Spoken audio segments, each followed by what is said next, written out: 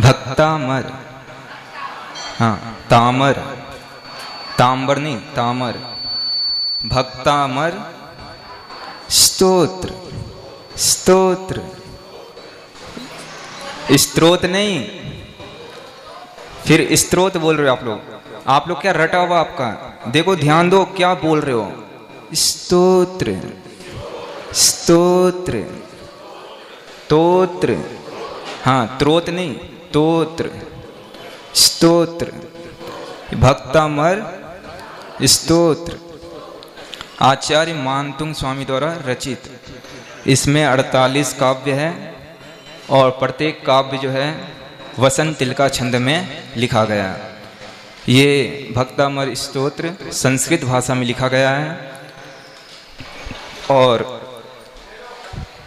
प्रत्येक छंद में 4 चरण होते हैं और प्रत्येक चरण में 14 अक्षर होते हैं और 21 मात्राएं होती है।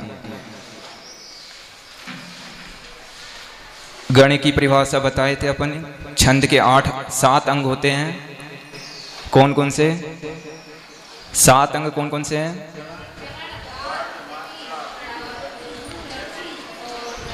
चरण, वर्ण, संख्या क्रम और यति, गति, गण और तुक। तो इसमें जो है लघु मतलब 1 मात्रा जिसकी होती है और गुरु मतलब 2 मात्रा जिसकी होती है। और व्यंजन वर्ण जो होते हैं क ख ग,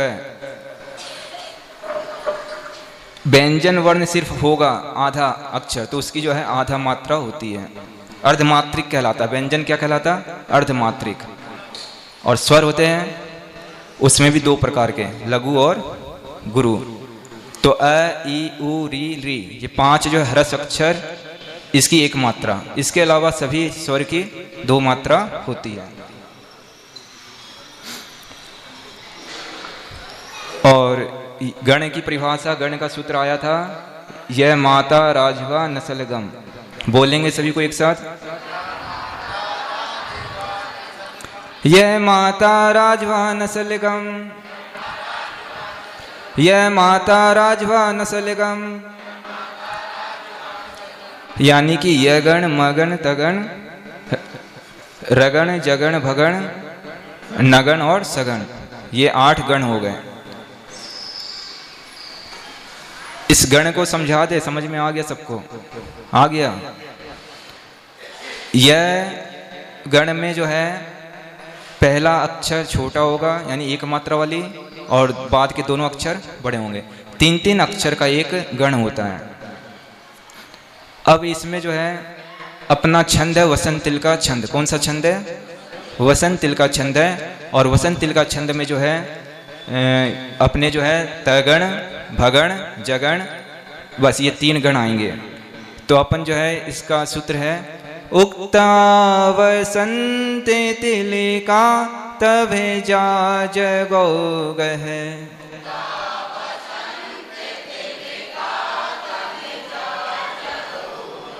उक्ता वसंत तिलका तभे जा जगो गहे।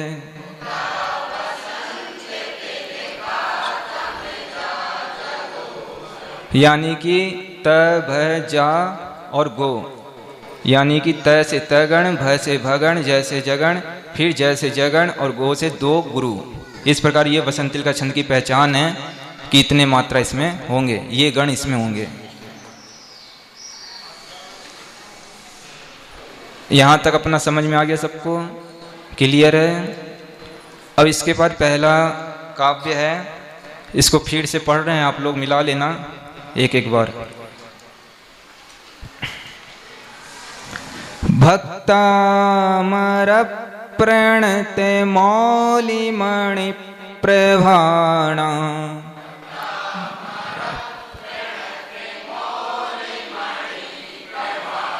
मुद्योतकं दलिते पापितमो वितानम्।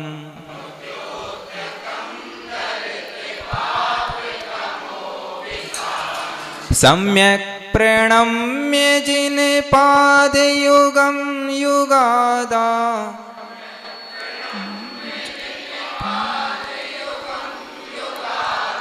वालम्बनं भवजले पतितां जनानां।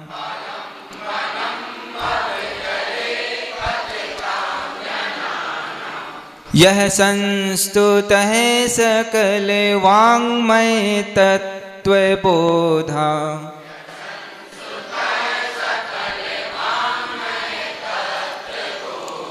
दुद्भूत बुद्धिपटुभिः सुरलोके नाथे।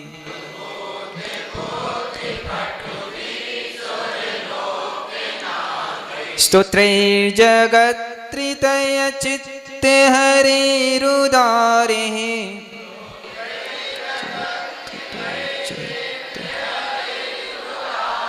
स्तोत्रैर् स्तोत्रैर् स्तोत्रैर् जगत त्रितय चित्त हरे रुदारे। स्तोत्रैर् जगत त्रितय चित्त हरे रुदारे।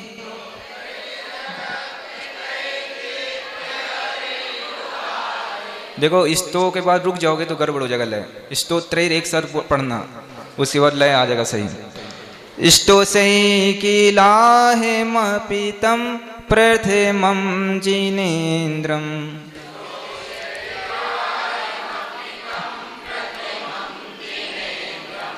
बुद्ध्या विनापि विबुधार्चिते पादपीठे।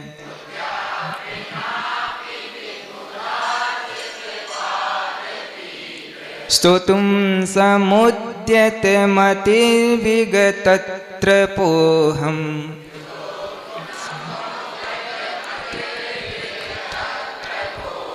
वालं विहाय जल संस्थितमिन्दुबिम्बे।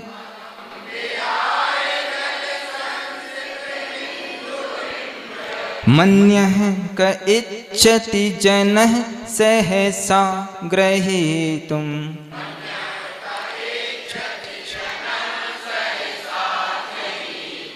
वक्तुं गुणान् गुणसमुद्रे शशाङ्के कान्तान्।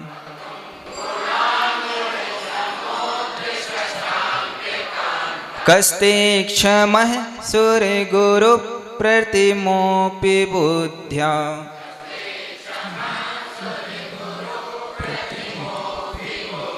कल्पान्ते काले पवनोद्धते नक्रचक्रम्।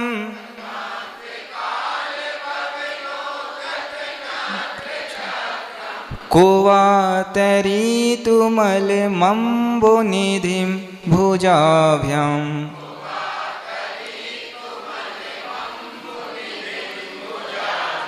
सोऽहं तथापि तव भक्तिवशान्मुनीश।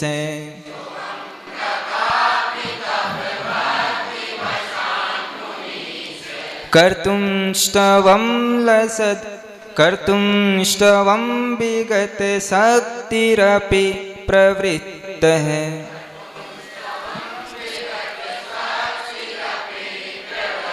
प्रीत्यात्मवीर्यमविचार्य मृगी मृगेन्द्रम्।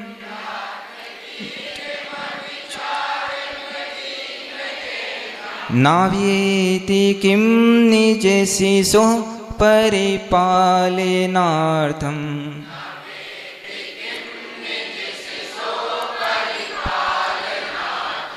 अल्पश्रुतं श्रुतवतां परिहासे धाम।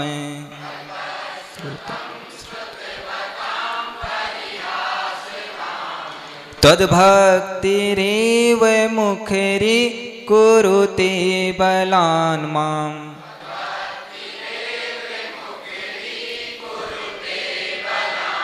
यत्कोकिलः किल मनो मधुरं विरोति।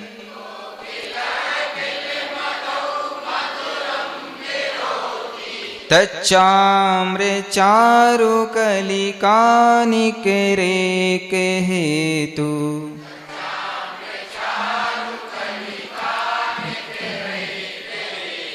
यहाँ तक अपना हो गया था। छठवें काव्य का जो है अर्थ अल्पश्रुतम, यानी अल्प मतलब थोड़ा, श्रुत मतलब ज्ञान, अल्प श्रुत को जानने वाला मैं, श्रुतवताम विद्वानों के द्वारा, परिहास धाम यानी हंसी का पात्र बनूंगा। मैं अल्प ज्ञानी विद्वानों के सामने हंसी का पात्र बन रहा हूं। तद आपकी भक्ति इव, भक्ति एव यानी भक्ति ही, मुखरी यानी कि वाचाल बोलने के लिए प्रेरित कर रही है, कुरुते मतलब कर रही है, बलात् बलपूर्वक, माम मतलब मुझको, आपकी भक्ति ही मुझको बोलने के लिए, स्तुति करने के लिए प्रेरित कर रही है। मैं अज्ञानी हूँ, अल्प ज्ञानी हूँ, फिर भी विद्वानों के सामने हंसी का पात्र बनूंगा, जानता हूँ मैं, फिर भी भक्ति करने के लिए तत्पर हुआ हूँ। यत जो, कोकिल मतलब कोयल, किल निश्चय से, मधो वसंत ऋतु में, मधो मतलब वसंत ऋतु, मधुरम मतलब सुरीली, अच्छी, सुंदर आवाज, बिरौती मतलब बोलती है, तच आम्र, तत् च आम्र, च का त हो जाएगा तत् और च और फिर आम, यानी कि उसमें, किसमें, मेरे बोलने में या कोयल के बोलने में, आम्र चारु यानी कि आम्र की, आम के सुंदर कलिका, मंजरी, निकर, निकरेक को संधि विच्छेद करेंगे तो निकर धन एक, यानी कि निकर मतलब समुदाय, मंजरी की समुदाय ही एकमात्र कारण है। जिस प्रकार कोयल जो है वसंत ऋतु में सुंदर आवाज में आम के पेड़ पर बैठकर बोलती है, तो उसके आम्र के पेड़ पर बैठकर बोलने का एकमात्र कारण आम्र में लगे हुए मंजरी की समुदाय ही है। उसी प्रकार हे भगवान, मैं आपकी भक्ति कर रहा हूँ, तो उस भक्ति को करने के लिए आपके अच्छे गुणों, आपके अंदर जो अच्छे गुण हैं, आपकी जो बीतरक छवि है, आपके अच्छे जितने भी पुद्गल वर्गनाएं थे, कौन सी अच्छी वाली, सब आपके शरीर को बनाने में लग गई। उस सुंदर रूप को देखकर आपके अंदर जो गुण विद्यमान हैं, वो गुण और किसी में नहीं पाए जाते। उन गुणों को देखकर वो गुण जो है मुझे बलपूर्वक भक्ति करने के लिए प्रेरणा दे रहे हैं। नहीं चाहते हुए भी भक्ति कर लेता हूँ जब आप सामने दिखते हो। अपने आप ही कुछ नहीं जानता बोलना, वर्ण व्यंजन अक्षर मात्रा कुछ भी नहीं जानता भगवान, फिर भी आपकी छवि को देखता हूँ, आपके दर्शन करता हूँ, आपके गुणों का स्मरण करता हूँ, तो अंदर हृदय से अपने आप ही भक्ति उमड़ के आ जाती है और उस भक्ति के द्वारा ये काव्य की रचना अपने आप ही हो जाती है। इसमें मैं कुछ भी नहीं कर रहा। कौन कह रहे हैं? आचार्य मानतुंग स्वामी कह रहे हैं कि मैं अल्प ज्ञानी हूँ, कुछ भी नहीं जानता। इसी प्रकार जब आप भी है ना कभी कुछ नहीं जानते हो ना, तो ये नहीं सोचना कि भगवान के सामने जाएंगे तो क्या बोलेंगे। अरे अपने अंदर जो भी भावनाएं, जो भी इच्छा हो जाए आपको बोल दो। आपके अंदर कुछ भी आ जाए भावनाएं, वो आप व्यक्त कर दो, आपकी भक्ति है वो। जरूरी नहीं है कि भक्तामृत स्तोत्र पढ़ने से भक्ति होगी, या पार्श्वनाथ स्तोत्र पढ़ने से भक्ति होगी, या आप पूजन कर लोगे तो भक्ति हो जाएगी, नहीं, या कोई विनय पाठ दर्शन पाठ पढ़ लोगे तो भक्ति होगी, नहीं पढ़ोगे तो भक्ति नहीं हो पाएगी। ऐसा नहीं है। ये लिखने वाले भी तो अभी के हैं, पहले भी तो आचार्य थे, पहले भी मुनिराज थे, पहले भी श्रावक थे। तो ये लिखने से अपने को बंधना नहीं है कि लिखा हुआ ही पढ़ना, नहीं। अपने हृदय से जो भी वर्गनाएं निकल रही है, जो भी शब्द निकल रहे हैं, उसको भगवान के सामने व्यक्त कर दो, आपकी भक्ति हो जाएगी वो। ये तो सिर्फ आलंबन है कि हम कुछ नहीं जानते, तब इसको पढ़ के ही हम भावना भा लेते कि जैसा ये इसमें भाव भाया गया है वैसा ही हम भी भा रहे हैं। लेकिन आपके अंदर कोई अलग से भाव बन रहा है तो आप उसको पहले व्यक्त करो, वो सच्चे हृदय से निकलेगी।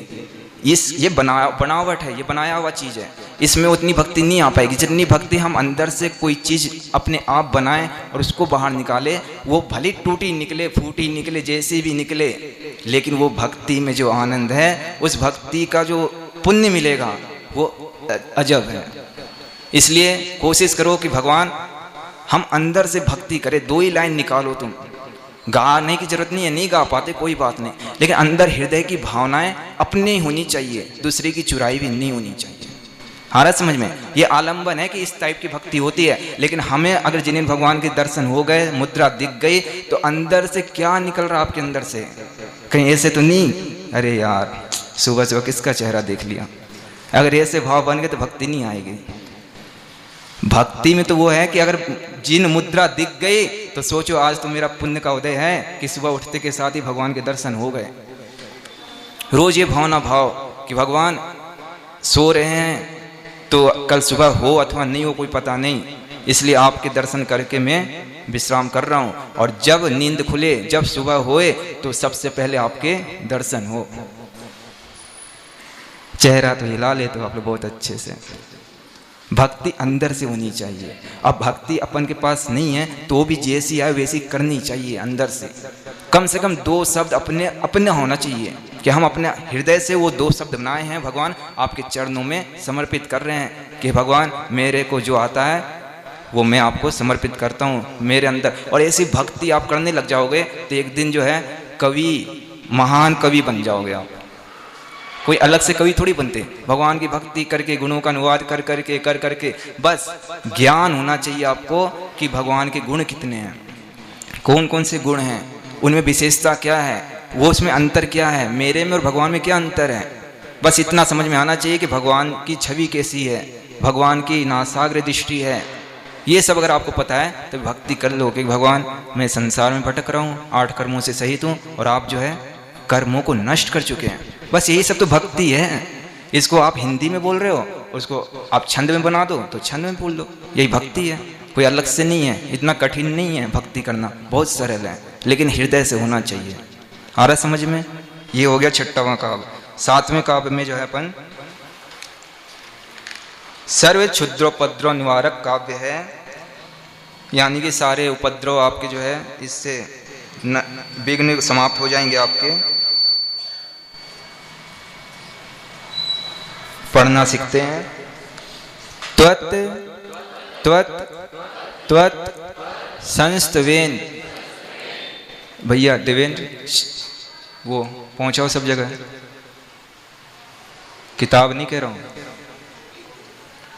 त्वत् संस्तवेन त्वत् संस्तवेन भव संतति संतति सन सन निबद्धम निबद्धम त्वत् त्वत् संस्तवेन संस्तवेन संस्तवेन त्वत् संस्तवेन भव संतति संतति सन, आधा अन्ना तक बोलना, सन निबद्धम त्वत् संस्तवेन भव संतति सन निबद्धम त्वत् संस्तवेन भव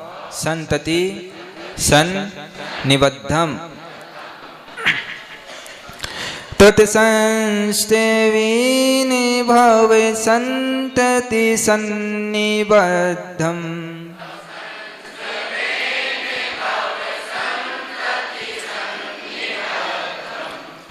तत्संस्तवेन भव संतति सन्निबद्धम तत्संस्तवेन भव संतति सन्निबद्धम तत्संस्तवेन भव संतति सन्निबद्धम।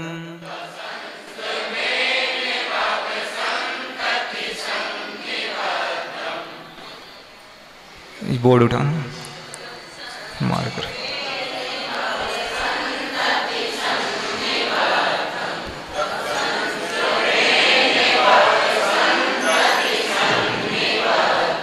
बस बस बस बस बहुत अच्छे पढ़ लिए आप लोग। देखो यहाँ पर जो है त आधा और वह और फिर त आधा लिखा है, लिखा। अब जो ध्यान रखना, अगर काव्य के चरण के पहले अक्षर में आधा अक्षर आए तो इसकी कोई मात्रा नहीं गिनेंगे, यानी इसकी कोई मात्रा नहीं होती, ठीक है। अब इसके बाद बचा वह की एक मात्रा और इसकी आधा मात्रा, ये मिलके जो है इसकी दो मात्रा अपन गिनते हैं, क्योंकि आधा अक्षर जुड़ गया। 1.5 लिखते हैं तो उसको 2 मानते हैं। 5 के बाद अंक कैसा हो जाता है, 2 में गिना जाता है। 4 तक जो है 1 में गिना जाता है और 4 के बाद अगर अंक है तो वह 2 में गिना जाता है। तो इसी प्रकार से 5 है ये, तो ये 1 और 5 मिलके 2 हो गई है, तो इसकी 2 मात्रा हो गई। त्वत संस, स की एक मात्रा थी लेकिन इसके ऊपर आधा म भी लग गया है और आधा स भी लग गया है। अगर आधा स नहीं भी लगता तो भी इसकी 2 मात्रा थी, और अगर आधा स लग गया है तो भी इसकी 2 ही मात्रा है। अब पूछो क्यों? इसलिए क्योंकि आधा अक्षर ये आधा अक्षर ये अगर मिला भी लो तो कितने हो जाएंगे, 1 और 1 इसके 2 ही होंगे।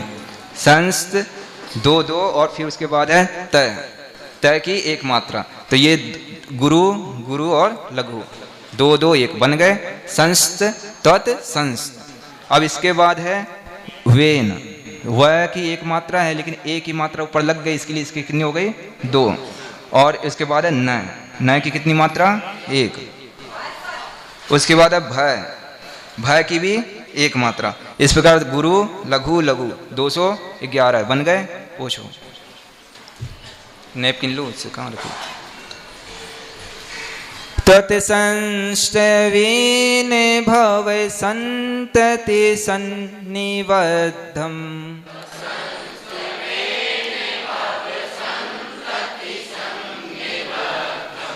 कहाँ तक पहुंच गए थे? वेन तक हो गया था, वे तक हुआ था कि न तक? अच्छा, भय तक हो गया था। अब उसके बाद है वह, भय के बाद वह की एक मात्रा। उसके बाद है स की एक मात्रा है लेकिन आधा न मिल गया साथ में, तो इसकी कितनी हो गई, 2। और फिर बाद में त की एक मात्रा, तो ये लघु गुरु लघु 121 बन गए। और उसके बाद है ती की कितनी, एक मात्रा। अगर ये बड़ी होती तो 2 मात्रा लग जाती, लेकिन छोटी ई है तो 1 मात्रा। उसके बाद है स और आधा न, इसकी कितनी हो गई, 2 मात्रा।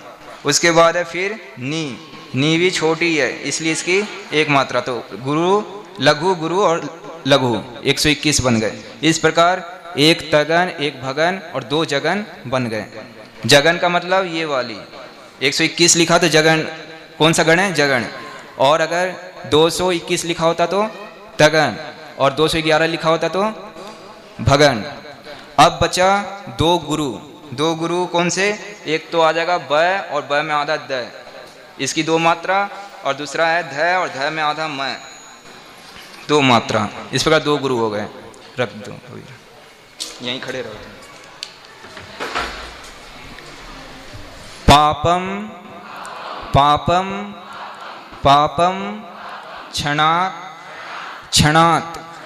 आधा तक क्षणात, क्षय मुपैति शरीर भाजाम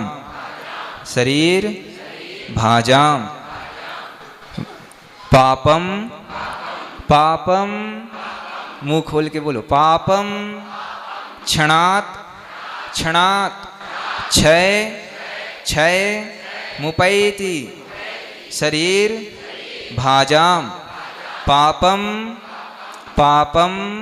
क्षणात क्षय मुपैति शरीर भाजाम पापम क्षणाक्षय मुपैति शरीरे भाजाम।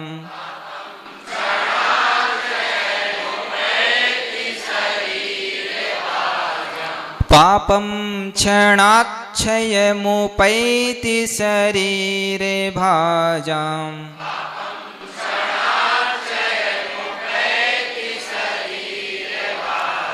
पापं क्षणाक्षयमुपैति शरीरे भाजाम्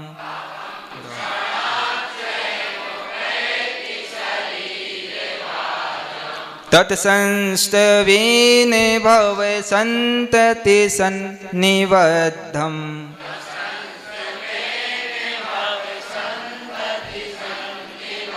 पापं क्षणाक्षयमुपैति शरीरे भाजाम्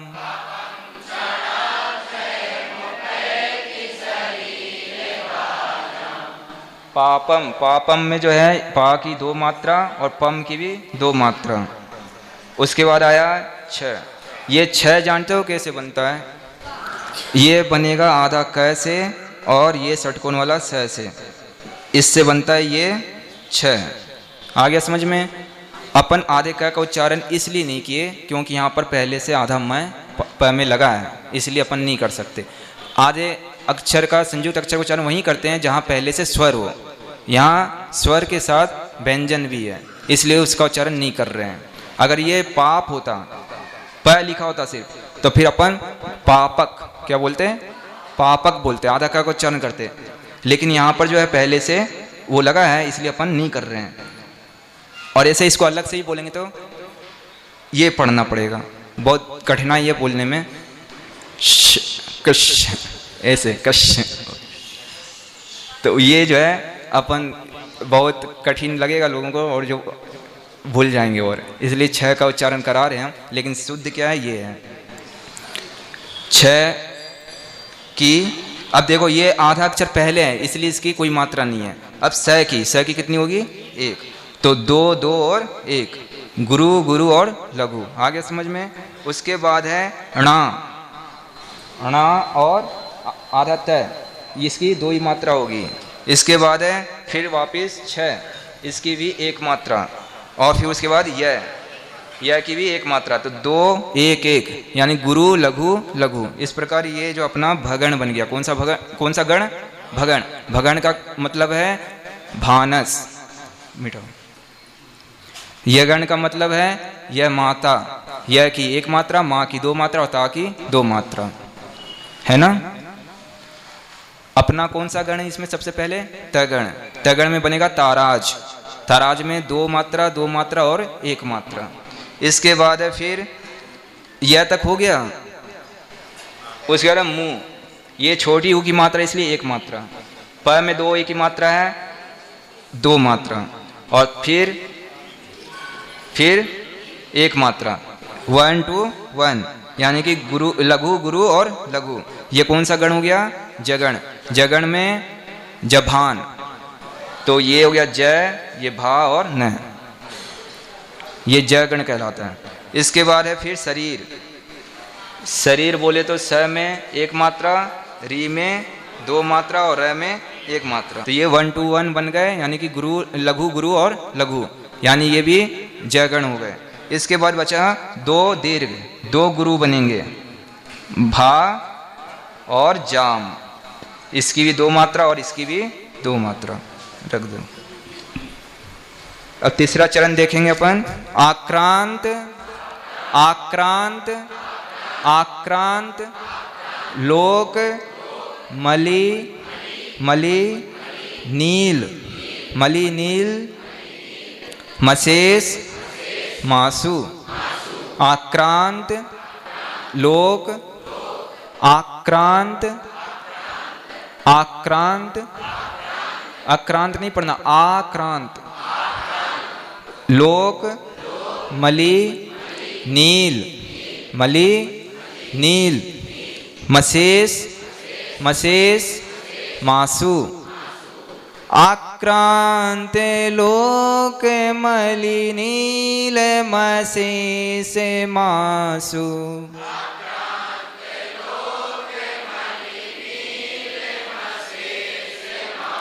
आक्रांत, लोक, मलि, नील, मशेष, मासु।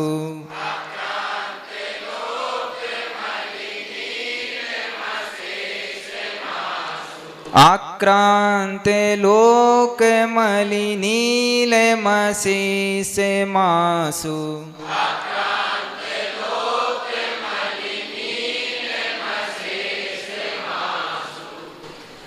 बोलिए।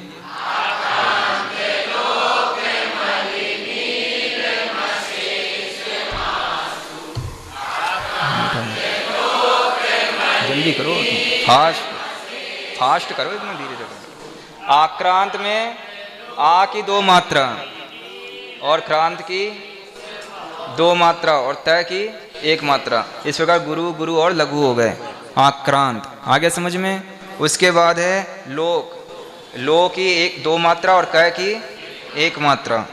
उसके बाद है मैं की भी एक मात्रा। इस प्रकार गुरु लघु लघु। कौन सा गण हो गया ये? भगण। उसके बाद क्या आएगा? ली, छोटी ली यानी कि इसकी एक मात्रा। उसके बाद है नी, बड़ी है इसलिए दो मात्रा। उसके बाद ल की एक मात्रा। ये कौन सा गण हो गया? जगण हो गया, लघु गुरु और लघु। इसके बाद है शेष, मशेष। म की एक मात्रा, से की दो मात्रा और स की एक मात्रा। इस प्रकार ये भी अपना कौन सा गण हो गया? जगण। उसके बाद बचा माँ और सु।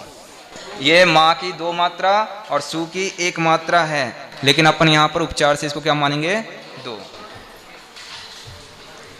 सूर्यांशु, सूर्यांशु, सूर्यांशु, भिन्न भिन्न, मीव मीव, सारवर सारवर, मंद कारम मंद कारम। सूर्यांशु, सूर्यांशु, भिन्न मीव, सारवर, मंद कारम। सूर्यांशु, भिन्न मीव, सारवर, मंद कारम। कारम, मंद, दैनि ध, मंद, सारवर सारवर, मीव मीव, भिन्न। सूर्यांशु, सूर्यांशु, भिन्न मीव, सारवर, मंधकारम।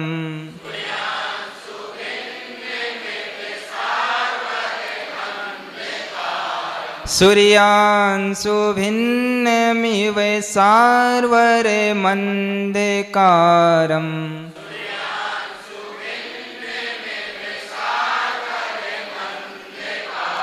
सूर्यांशु, भिन्न मीव, सारवर, मंधकारम।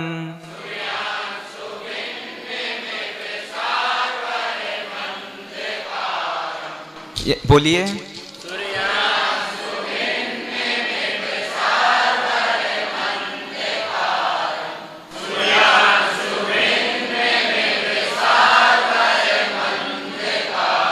यानी कि यहाँ पर सूर, सू जो है बड़ा है और आधा र भी लगा है साथ में, उसकी कितनी हो जाएगी? दो मात्रा। या के ऊपर बिंदी लगा है, उसकी भी कितनी मात्रा? और अंदर जाओ, अंदर जाओ और अंदर कुछ और, तुम बाद में समझ लेना। और सू की एक मात्रा। तुम्हारे को समझाने वाले बहुत लोग हैं। सूर्यांशु, सू की दो मात्रा, या की दो मात्रा और सू की एक मात्रा। इस प्रकार ये कौन सा गण हो गया? कौन सा गण हो गया? देखो, त, ग और न, ये होता तगण। तगण का मतलब है यह माता राजबा नस्लगम। यह माँ को छोड़ दो, क्योंकि अपने को त से शुरू करना है। तो माता में ता आता है, उसके बाद रा, उसके बाद ज, तो ये बन गया ताराज। ताराज बन गया। तो ता की दो मात्रा, रा की दो मात्रा, ज की एक मात्रा बन रही। अब ये दो दो एक हमें यहाँ पर चाहिए।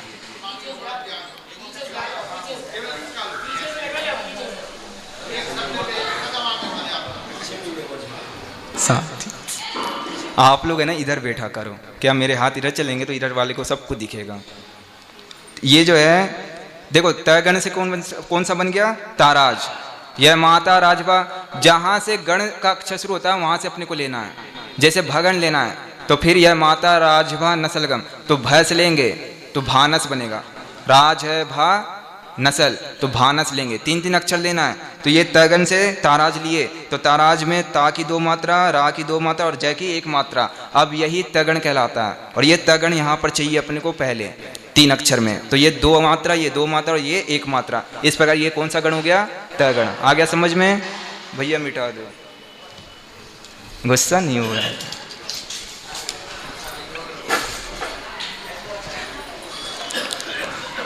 इसके बाद है भिन्न, तो भी और आधा न मिलके भी उसकी भी कितनी मात्रा हो गई? 2 मात्रा। लाओ भैया पीछे हो जाओ तुम, ऐसा। भी की और आधा न मिलके कितनी मात्रा हो गई? 2। फिर बचा न की 1 मात्रा। उसके बाद है मी की 1 मात्रा। ये बन गए 2 1 1। अब ये कैसे बन गई? कौन सा गण कहलाता है? कौन सा गण? भ ग और न, भगण। ये भगण क्यों कहलाता है? क्योंकि यह माता राजभा नसलगम, राज भा यानी कि भा लेंगे पहले, फिर उसके बाद नसल तो न लेंगे और स लेंगे। इसके आगे लेना ही नहीं है क्योंकि 3 ही अक्षर लेना है। तो भा की 2 मात्रा, न की 1 मात्रा और स की 1 मात्रा, तो ये 2 1 1 हो गए। अब ये कहलाता भगण। तो यही भगण अपने को यहाँ पर चाहिए, ये मिल गया अपने को। ये कौन सा गण कहलाता है? दूसरे नंबर पर भगण। वसंत तिल का छंद में पहले नंबर में तगण आएगा, दूसरे नंबर में भगण आएगा, इसके बाद आएगा जगण। जगण में जो है यह माता राजभा नसलगम यानी जभान, जभान आएगा, जय की 1 मात्रा, भा की 2 मात्रा और न की 1 मात्रा। उसी प्रकार अपने को यहाँ पर मिलाना है कि मी तक लिया था अपन ने, मी तक लिया था। उसके बाद वह आएगा, वह की 1 मात्रा। उसके बाद सा और आधा र भी साथ में है तो इसकी 2 मात्रा, और फिर बाद में वह की 1 मात्रा, यानी कि 1 2 1 लघु गुरु लघु। ये कौन सा गण कहलाएगा? जय ग जगण। जगण में यह माता राजभा नसलगम, राज भा, तो जय भा और न, जभान। जभान में जय की 1 मात्रा, भा की 2 मात्रा और न की 1 मात्रा, 1 2 1 हो गए। और यही कहलाता है जयगण, और ये यहाँ पर अपने को चाहिए, मिल गया। अब इसके बाद एक जयगण और है, मतलब यही चीज और चाहिए एक। उसके बाद यहाँ पर क्या आ जाएगा? वह के बाद र की 1 मात्रा, मैं और मैं में आधा न, इसकी 2 मात्रा, और उसके बाद ध की कितनी? 1 मात्रा। तो ये हो गया अपना जयगण। अब इसके बाद 2 गुरु चाहिए, तो 2 गुरु में एक है का की 2 मात्रा और र के ऊपर बिंदी, इसकी 2 मात्रा। इस प्रकार ये छंद अपना यहाँ पर चारों चरण, बार बार नहीं समझाएंगे, एक बार समझ लो अच्छे से, ठीक है? समय बहुत लग जाता है इसमें, फिर अपने नहीं हो पाएंगे पूरे। आज समझ में आ गया सबको? ऐसे ही सब में लगाना अपने को। तत्संस्तवेन भव संतति सन्निबद्धम्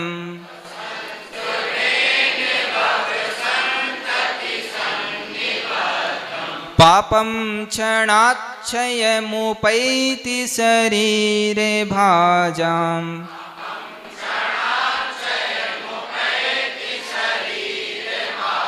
आक्रांते लोके मलिनीलमशेषमासु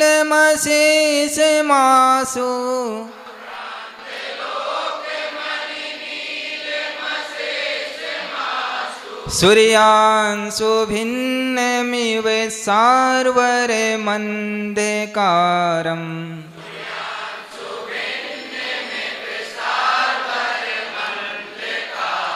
बोलिए सभी कोई।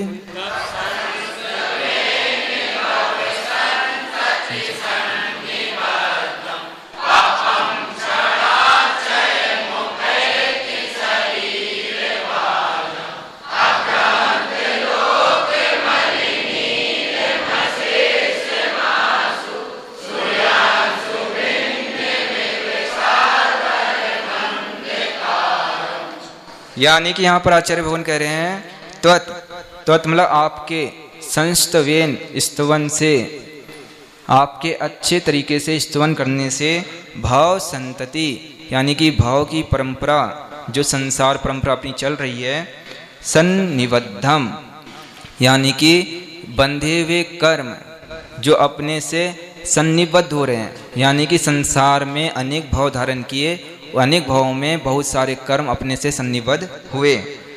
पापम, कौन से कर्म बंधे? पाप कर्म। क्षणात, क्षण भर में, क्षणात मतलब क्षण भर में। क्षय यानी कि नष्ट। क्षयम, मुपेति से मैं निकाल लेंगे तो क्षयम, क्षयम मतलब नष्ट, और उपेति मतलब प्राप्त होते हैं। शरीर भाजाम, शरीरधारियों के लिए, यानी कि जो शरीरधारी है यानी अपन, हम लोगों का पाप क्षय हो जाता है। आक्रांत यानी कि व्याप्त, लोक, लोकम, लोक में व्याप्त। अली मतलब भौरा। अली मतलब क्या होता है? मली में से म अलग कर देंगे, अली निकल जाएगा। अली मतलब भौरा। और नील यानी कि अंधकार के समान। अशेष, संपूर्ण। अशेष मतलब जहाँ कुछ भी शेष नहीं रहा, यानी पूरे में व्याप्त है, पूरे लोक में व्याप्त है। क्या? अंधकार। आंसू, शीघ्र। आंसू मतलब क्या होता है? शीघ्र। सूर्यांशु, सूर्य के अंशों से, सूर्य के प्रकाश की किरणों से भिन्न यानी छिन्न भिन्न हो जाते हैं, समाप्त हो जाते हैं। इव, जैसे। सारवर, सारवर मतलब रात्रि। सारवर मतलब क्या होता है? अंधकारम, अंधकारम मतलब अंधकार। जैसे रात्रि का अंधकार 12 घंटे का एक सूरज की किरण निकलने मात्र से क्षण भर में पलायन कर जाता है, उसी प्रकार से हे भगवान, अनेक भावों से किए हुए पाप आपके स्तुति करने मात्र से क्षण भर में नष्ट हो जाते हैं। ऐसी आपकी स्तुति में, ऐसी आपकी स्तुति करने में ताकत है कि भगवान का नाम लेने मात्र से आपके किए हुए जन्म जन्म कृतम पापम जन्म कोटि समार्जितम जन्म मृत्यु जरा मूलम हन्यते जिन दर्शनात्। जिन्हें भगवान के दर्शन करने मात्र से, उनका नाम लेने मात्र से आपके अनेक भावों के संचित पाप भी क्षण भर में पलायन कर जाते हैं। कब? जब आपको श्रद्धान हो, विश्वास हो कि ऐसा होता है तब। नहीं तो आप सोचो भगवान का नाम तो रोज ही लेते हैं, लेकिन रोज लेने मात्र से नहीं होता। आचार्य भगवान हमारे समकक्ष आ रहे हैं और अपन यहाँ पर 7 तक हो गया आज। ठीक है, यहीं पर छोड़ते हैं। और जय बोले परम पूज्य आचार्य श्री 108 विनिश्चय सागर जी महाराज की।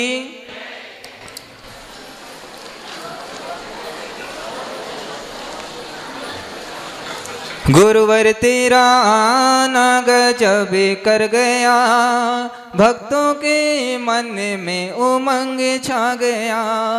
गुरुवर तेरा आना गजब कर गया, भक्तों के मन में उमंग छा गया।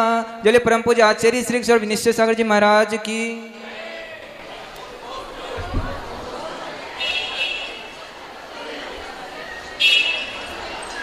शुरू कर दो, माइक चालू कर दिया। ओम नमः सिद्धेभ्यः। ओम नमः सिद्धेभ्यः। ओम नमः सिद्धेभ्यः।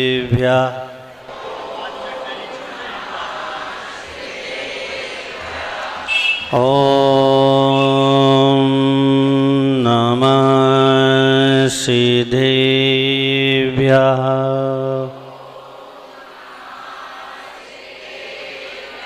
जय बोले अंतानंद सिद्ध परमेष्टि भगवान की। जय बोले आदि ब्रह्मा आदिनाथ भगवान की। बोले 1080 शासन नायक भगवान महावीर स्वामी की। जय बोले गुरुदेवाचार्य श्री विराग सागर जी महाराज जी की।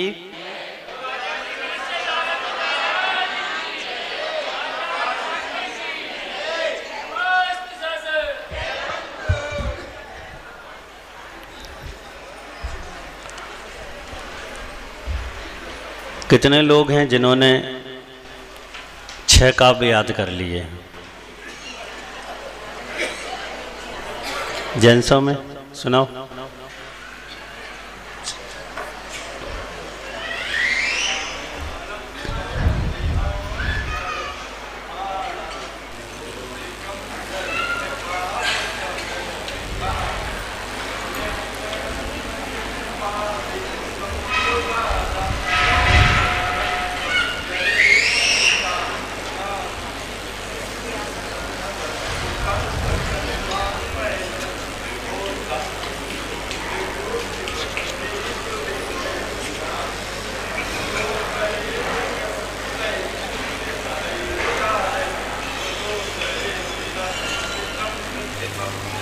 ठीक है, होंगे अब तुम्हें याद। बैठ जाओ।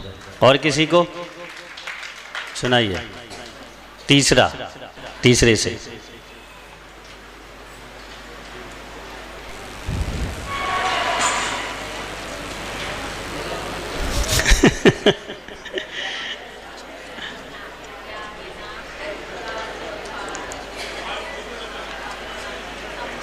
माइक दे दो भैया। कौन सुनाई दे रहा है?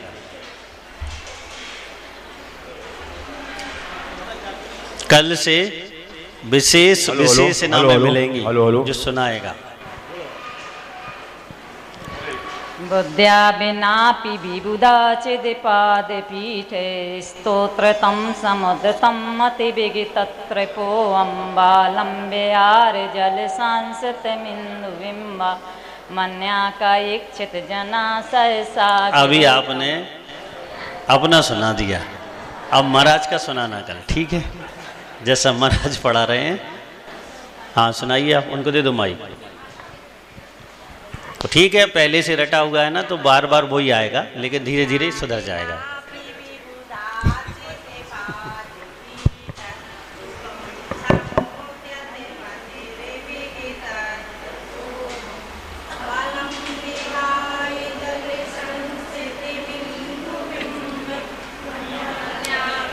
कौन सा पढ़ाया? ठीक है, बैठ जाइए। हाँ बोलो। कौन हाथ उठाए था? खड़े हो जाओ तो फिर। चौथा वक्त। माइक भेज कर दो।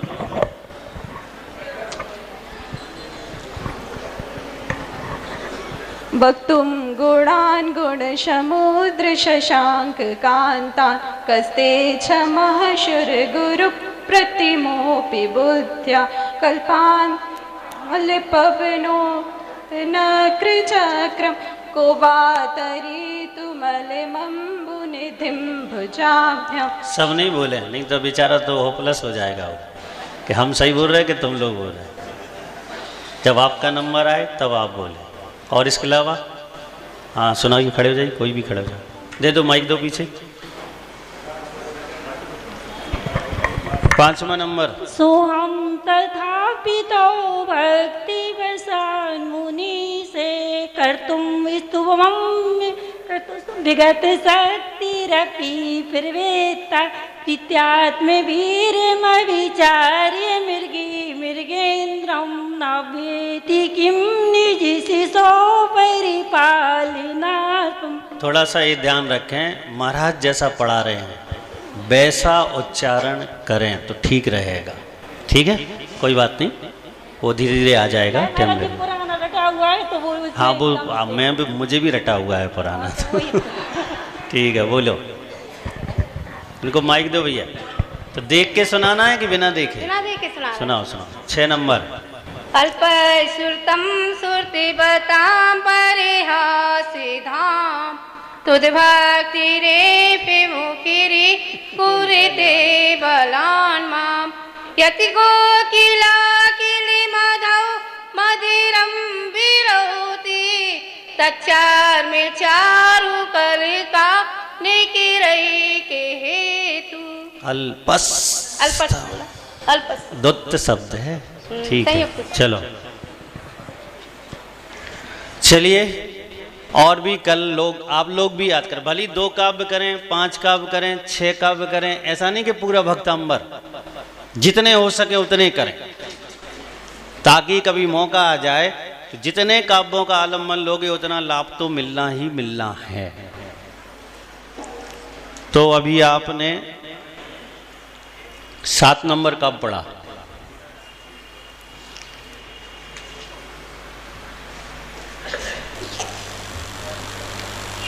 जो क्षुद्र उपद्रव होते हैं उनकी शांति की आकांक्षा लेकर कोई भक्त इस काव्य की आराधना करता है। वैसे भक्ति निकांक्षित होनी चाहिए, लेकिन ग्रस्त जीवन आकांक्षा से रहित नहीं हो सकता। लेकिन आकांक्षा और आकांक्षा में अंतर होना चाहिए। ईश्वर को कर्ता मानकर आकांक्षा नहीं होनी चाहिए कि भगवान देते हैं, ऐसा मानकर आकांक्षा हुई तो मिथ्यात्व। और अगर मैं सच्चे आलम्बन के साथ प्रार्थना करता चाहता हूं कि मेरी विशुद्धि के द्वारा, मेरे पुण्य के द्वारा मुझे उपलब्धि हो, तो ये सम्यक आकांक्षा है। जैन दर्शन मिथ्या आकांक्षा का समर्थन नहीं करता, क्योंकि मिथ्यात्व के साथ जो आकांक्षा होती है 99.9 उसकी पूर्ति नहीं होती, और किसी वजह से किसी जीव को हो भी जाए तो वो सिर्फ संसार के कार्य में ही कार आती है। मार्ग यानी मोक्ष मार्ग में उसका कोई सहयोग नहीं होता है। इसलिए सम्यक आकांक्षा चाहिए तो है हमें। मैं रोज कहता हूँ वरदेहिम समाधि, बाहुबली भगवान से रोज वहाँ बैठा बैठा कहता रहता हूँ कि वरदेहिम समाधि। आकांक्षा है कि मैं समाधि पूर्वक मरण करना चाहता हूँ, ऐसा वरदान दीजिए आप। वरदान का मतलब ये है कि मेरी ऐसी आकांक्षा है और उसकी पूर्ति हो। स्वयं के द्वारा स्वयं को दिया हुआ आशीर्वाद जल्दी फलीभूत होता है। स्वयं के द्वारा स्वयं को दिया हुआ वरदान जल्दी फलीभूत होता है। जितने भी दिगंबर मुनि हैं, दुखखो कमखो वो हिला हो समाहि गमनम समाहि मरणम जीर्णगुण, क्या है? सम्यक आकांक्षा है, जिसे हम भावना के नाम से जानते हैं। वो मुनिराज गिरनार पर्वत पर बैठे हुए हैं, साधना कर रहे हैं, और अचानक उनका पूर्व भाव का शत्रु जो व्यंतर देव हुआ, उसने देखा जैसे ही कि ये तो मेरा शत्रु है, भले ही अब मुनिराज हो गए हैं तो क्या। उसने क्या किया? उन्हें धक्का देकर पर्वत से नीचे गिरा दिया। और मुनिराज जैसे ही पर्वत से नीचे गिरे, उन्होंने आवाहन किया किसका? यक्षिणी का। गिरनार पर्वत की भगवान नेमिनाथ की शासन समय में जो हुई देवी का कहा, हे देवी रक्षा कर। उसने उठाया और ज्यों कहते उस स्थान पर रख दिया। सम्यक आकांक्षा है। क्या वो मरने से डर रहे थे? नहीं, संक्लेश के साथ नहीं मरना चाहते थे। वह ये चाहते थे कि संयम की जागृति में शरीर से प्राणों को खो दूं, और इतनी विशाल चोटी से नीचे गया तो संक्लेश की संभावना भी हो सकती है। सम्यक आकांक्षा। लोग कहते हैं कुछ नहीं मांग सकते। नहीं, मांगना नहीं है, क्योंकि मांगे से मिलता भी कहाँ है। जाओ पड़ोसी के कहना कि तुम पूरे जेवरात दे दो मुझे, दे देगा क्या? नहीं देगा, क्योंकि मांगने से मिलते नहीं। अब इसका मतलब मांगने से नहीं मिलता तो जोड़ी तोड़ के निकाल लाओ, ये भी नहीं करना। लेकिन सम्यक आकांक्षा रखने में कोई परेशानी नहीं है। सच्चे परमात्मा की भक्ति करते हुए अगर हम सम्यक समीचीन आकांक्षा रखते हैं तो कोई मिथ्यात नहीं है, वरना सबसे बड़े मिथ्याती तो पूरे दिगंबर मुनि हो जाएंगे। दिन में 20, 25, 50, 100 बार सम्यक आकांक्षा व्यक्त करते हैं। कहने का मतलब ये कि गृहस्थी के जीवन में पाप और पुण्य का संतुलन तो बिगड़ा ही रहता है। कभी पुण्य काम करता है, वो आरे के न्यारे होते हैं, और कभी पाप काम करता है तो न्यारे के न्यारे हो जाते हैं। होता है, समस्याएं हैं, जीवन है, क्योंकि कर्म आत्मा में लगे हैं। जैसे उदय में आएंगे वैसा फल हमारे सामने उपस्थित होगा। अब वीतरागी भगवान से कुछ मांगने पर, उन्हें कर्ता मानने पर, उन्हें ईश्वर देने वाला यानी ईश्वरवादी बनने पर कोई लाभ नहीं है, मिथ्या तो हो जाएगा। लेकिन हम भक्ति के द्वारा भावना बना सकते हैं कि मैं और संसार के सारी जीव कैसे रहें, सुखी रहें। यही सबसे बड़ी दुआ है जैन दर्शन में कि संसार के सभी जीव सुखी रहें, जिसे हम जानते हैं वो भी और जिसे हम नहीं जानते हैं वो भी, सभी सुखी रहें। और इस काव्य में ये कहा गया है कि आत्मा से कर्म परंपरा से बंधे आ रहे हैं। हमने काम क्या किया, कर्म छोड़े ही कहाँ हैं, बांधते ही गए, बांधते ही गए, बांधते ही गए। और ऐसी आदत हो गई है कि हम बिना कर्म बंधे रह ही नहीं सकते। एक ऊंट वाला था, उसके बाद 13 ऊंट थे राजस्थान में, रेगिस्तान में। घर से उसने अपने बेटे से कहा कि भाई सारा सामान ले लेना, यात्रा पे चलना है। अब चलते चलते रात हो गई। उसके बेटे ने 12 खूंटे और 12 रस्सियां रखी, और ऊंट कितने थे, 13। अब उसने शाम हुई, डेरा डाला, 12 खूंटे गाड़े, 12 ऊंट तो बन गए। अब एक खड़ा है, अब बेचारा कह रहा, उसको प्रयास कर रहा है बैठ, लेकिन ऊंट तो बैठ ही नहीं रहा। उसने अपने पिता से कहा कि पिताजी परेशान, अब 12 ही तो खूंटे थे और 12 ही रस्सी थी, अब ये वो तो खड़ा ही रहेगा क्या रात भर? अब ऐसे नहीं बैठेगा बेटा, उसको बैठाना का उपाय करना पड़ेगा। बाप गया, बेटे से कहा देखना कैसे बैठाया जाता है ऐसे। उसने हथौड़ा हाथ में लिया, हाथ से खूंटे रखने का नाटक किया, हथौड़े से 2-3 बार ठोकने का नाटक किया, उसमें हाथ घुमाया और ऐसे ही उसने हाथ फैलाकर ऊँट के गले में हाथ घुमा दी और गांठ जैसा कर दिया, और ऊँट 1 सेकंड में बैठ गया। आदत। वो रात भर खड़ा रहता, बैठता नहीं और भाग भी जाता, क्योंकि उसे पता मैं बंधा नहीं हूं। अभी भी नहीं बंधा है वो, लेकिन उसको क्या पता है, मैं बंधा हूं। आपको भी ये स्वीकार करना पड़ेगा कि मैं बंधा हूं। ऊसे ही बंधे हैं हम, ध्यान रखियो। जैसे वो ऊँट ऊसे ही बंधा था, क्योंकि कर्म अलग है और आत्मा अलग है। वो अचेतन है, वो चेतन है। समय सार उठा के देख लो, अध्यात्म में कोई भी ग्रंथ उठा के देखो, वो कहेगा कि तुम बंधे ही नहीं हो। लेकिन जहां चरणानुग पे आ जाओगे, करणानुग पे आओगे, तो वो कहेगा कि नहीं बंधे तो हो, लेकिन ऊंसे ही बंधे हुए हो। नहीं बंधे होने पर भी बंधे हुए हो। तो हमें सबसे पहले, नहीं कोई ने समय सार का प्रवचन किया कि तुम कर्म से बंध ही नहीं सकते हो, तुम मान लो कि बंध ही नहीं सकते, तो तुम नियम से नरक जाओगे।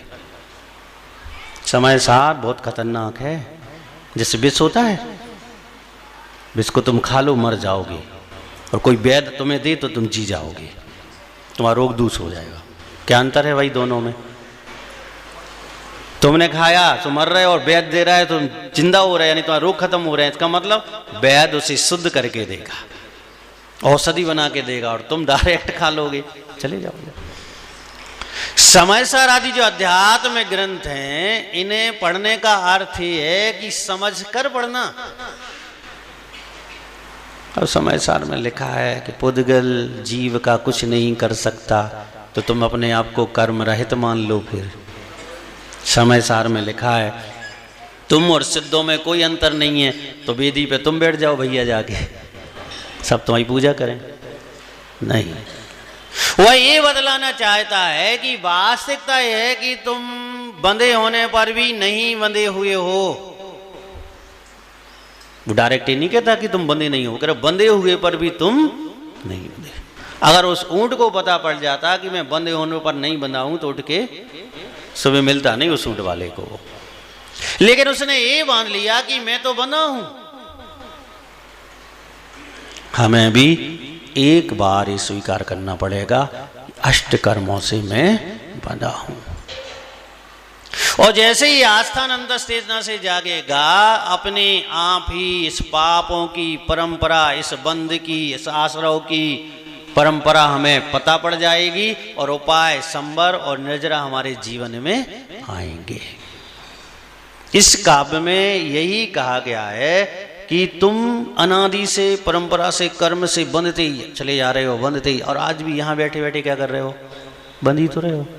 अशुभ से नहीं, शुभ से बंध रहे होगे, लेकिन बंध तो मैं भी क्या कर रहा हूँ? बंध तो रहा हूँ। और अपनी हालत तो ऐसी है जैसे मथानी की रस्सी होती है ना, जितने बंधते हैं उतने ही खुलते हैं और जितने खुलते हैं उतने ही बंधते चले जाते हैं। शुभ से बंधते हैं लेकिन बंधते तो हैं, बंधते चले जाते हैं। तो ये स्वीकार करना पड़ेगा कि बंध तो रहा हूं लेकिन छूटने का उपाय है।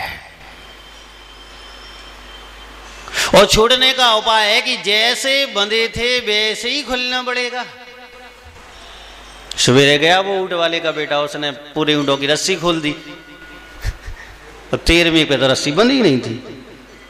उसने उसे बहुत हिलाया डुलाया, पूंछ पकड़ी उसकी, थोड़ा बहुत उसे तारण भी उसने दिया। वो काय को उठने वाला है, वो नहीं उठा। फिर उसने पिताजी कहा कि क्या हो गया इसको, उठ नहीं रहा। क्या बेटा पागल है, जैसे बांधा था वैसे खोल इसको। उसने फिर वैसे ही कि यहाँ हाथ माथ घुमाए, गले में और रस्सी करी, सो फड़ाक से खड़ा हो गया, ऊंटों के साथ चलने लग गया। हमें भी जैसे बंधे हैं वैसे ही खुलना पड़ेगा। अशुभ परिणामों के द्वारा बंधे हैं और शुभ परिणामों के द्वारा खुलने का प्रयास करना पड़ेगा। वही बात कह रहे हैं कि क्षण भर में क्षय को प्राप्त हो जाते हैं। कौन? अनादिकालीन कर्म। किससे? आपकी भक्ति करने से। कितना सरल उपाय है। देखो हमें कितना कठिन काम करना पड़ा है कर्म से छूटने, और आपके लिए कितना सरल उपाय है बताओ। घर छोड़ना पड़ा, वस्त्र छोड़ने पड़े, बाकी समझदार हो आप, सब कुछ छोड़ना पड़ा। काय के लिए छोड़ा हमने? मात्र कर्मों से रहित होने के लिए।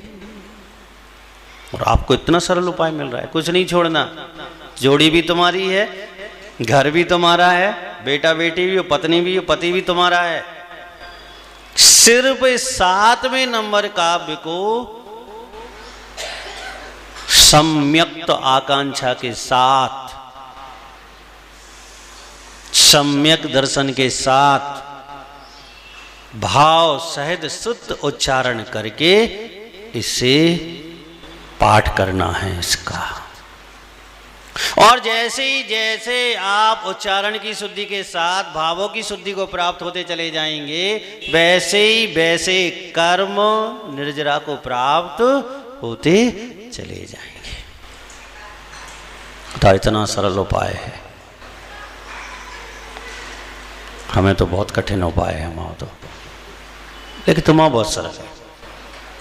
इसे सागर वालों शुद्ध उच्चारण के साथ इस काव्य को पढ़ना, और पढ़ने के बाद आत्मसात करना, जिससे उदाहरण क्या दिया आचार्य महाराज ने? अभी कितने बज गए? 10:06-7 हो गए। ठीक है, 4-5 घंटे पहले कैसा था बाहर? 4 बजे रात के देखा था तो बाहर कैसा था? अब तुमने तो देखो ही नहीं, ये हमने देखा था, हम बताए देते। अंधेरा था। और जैसे ही सूर्य का उदय हुआ तो क्या हुआ? कहाँ गया वो? कौन से बिल में प्रवेश कर गया? प्रकाश ने अपने आप में उसे समाहित कर लिया। और जैसे ही संध्या होगी, प्रकाश का जैसे ही अस्त होगा, वह पुनः अपना अस्तुत अंधकार क्या करेगा, जमा लेगा। बस यही नियम हम पे लागू होता है। जैसे ही हम धर्म ध्यान से हटते हैं, कर्म की परंपरा बदना चालू होती है, और जैसे ही हम धर्म ध्यान में लगते हैं, कर्म की निर्जरा चालू हो जाती है। ये सूर्य रोज निकलता है, रोज अस्त होता है, और हमें बहुत सारी शिक्षा दे के जाता है। वह ये कहता है, जैसे मैं रोज उदय हो रहा हूं, रोज अस्त हो रहा हूं, तुम ऐसा मत करना कि रोज कर्मों को छोड़ो, रोज कर्म को, क्या फायदा। तो कहते ना बुंदेलखंड में 9 खाएं 13 की भूख बनी रहे। ऐसा नहीं, थोड़े से कर्म की नजरा कर ली और बहुत सारे कर्म बांध लिए।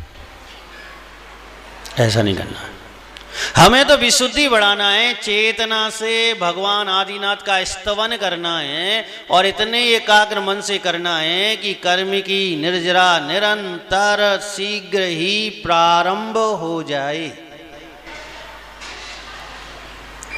ज्ञानियों, अभी आपको सब सहज लग रहा है।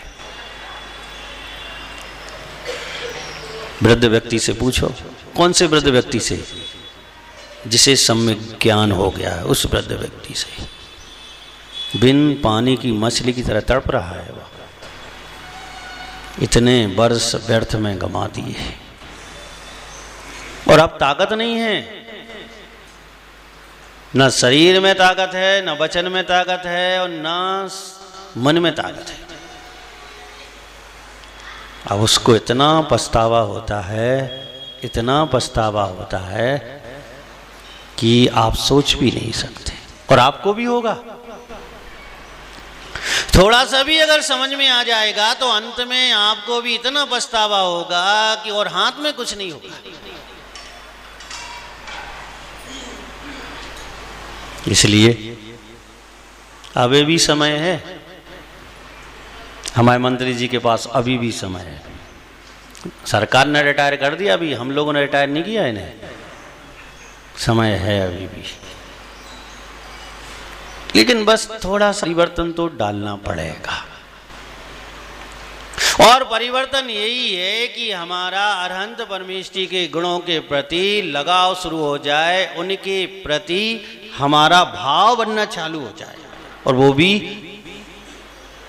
एकांत दृष्टि से। एकांत दृष्टि का मतलब मिथ्यात नहीं,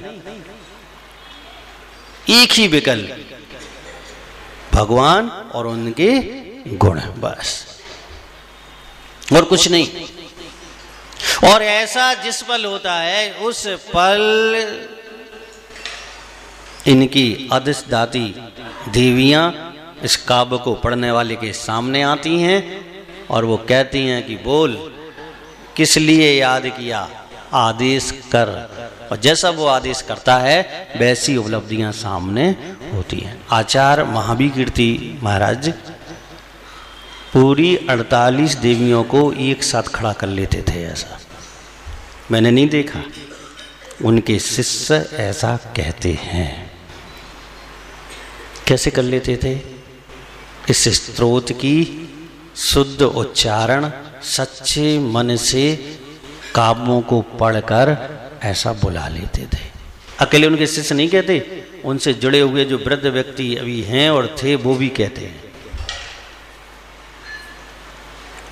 आज भी ये संभव है, लेकिन हमें इतने लफड़े में नहीं पड़ना। चूक गए तो ग्वालियर आगरा जाना पड़ जाए, हमें ऐसा काम नहीं करना है। लेकिन हमारे लिए ऐसा तो करना है, इतना तो करना है कि इतनी विशुद्धि बढ़े, इतनी विशुद्धि बढ़े कि हम घरेलू इलाज तो कर सकें कम से कम। यहां वहां हाथ फैलाने से तो बच जाएं, संकलेश से तो बच जाएं। समस्या दिख रही है, समीचीन तरीके से आदिनाथ भगवान का एक काव्य स्तवन करके क्षण भर में पल भर में, कुछ देर में हमें ऐसा लगे कि हमारी समस्या का समाधान होना प्रारंभ हो गया है। आज भी ये संभव है अगर हम बिल्कुल अंतस चेतना के साथ भक्ति में तल्लीन रहकर इन काव्यों को पढ़ते हैं तो। समय हो गया है, आध घंटे है अपने पास, बस आध घंटे में, लेकिन बहुत महत्वपूर्ण बात है समझना। किसी को समझा के मत समझना, समझ के समझना। आजकल क्या है, अपन क्या करते हैं, दूसरे को समझाते हैं फिर अपन समझते हैं, गड़बड़ हो रहा। नीति क्या कहती है, समझ कर समझो, फिर समझाने की जरूरत नहीं पड़ेगी, तुम्हारी चर्या से वो अपने आप ही समझ जाएगा। और लोग आज के क्या करते हैं, पहले समझते हैं फिर दूसरे को समझाने बैठ जाते हैं, सब गड़बड़ हो जाना। वो समझता है ना तुम समझते हो, इसलिए पहले स्वयं समझो फिर दूसरे को समझाओ। अगर ऐसा करने में हम सफल हो गए तो इन काव्यों का जो लाभ है, जो अनादिकालीन व्यवस्था भगवान की भक्ति के द्वारा जो दी गई है, भले ही मानतंग स्वामी ने उसे स्तोत्र के माध्यम से किया, भक्ति तो अनादिकालीन है। उन्होंने तो मात्र अक्षर मात्राओं छंदों को इकट्ठा करके हमारे सामने प्रस्तुत कर दिया कि आप ऐसे भक्ति करना ताकि आपके लिए ऐसा लाभ हो सके। मंत्री जी आ जाओ माइक पे, दो चार के लिख लो, बहुत है, बुला लो सबको। समझ गए ना आप? तो कल से विशेष शुद्ध बोलने वालों को, हमें भक्तांबर याद अकेला नहीं चाहिए, कैसा चाहिए, शुद्ध। और जो लोग पहली बार पढ़ रहे हैं वो तो बिल्कुल एक बार में ही शुद्ध पढ़ सकते हैं, क्योंकि उनका डिस्टर्ब नहीं होगा। इसलिए कोशिश करना, प्रयास करना और इनके लाभ को हम प्राप्त करें। जय बोलिए गुरुदेव आचार्य श्री विराग सागर जी महाराज।